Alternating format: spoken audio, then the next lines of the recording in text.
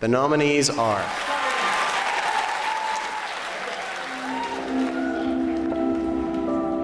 Elaine Cassidy, The Paradise.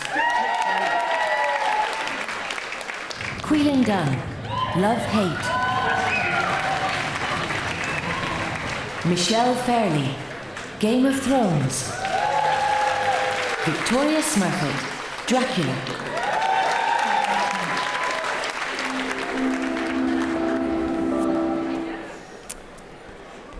And the award for Best Supporting Actress in a Television Series goes to Michelle Fairley for Game of Thrones.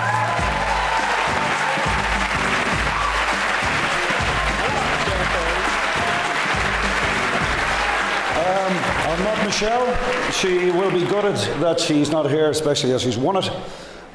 She had an unfortunate event at a wedding in the last series, and she's an incredible loss to the show. She really was the matriarch of the piece. Everyone looked up to her, and I've worked with her for 20 years. She's a magnificent actress, and she thoroughly deserves this. She would say thank you.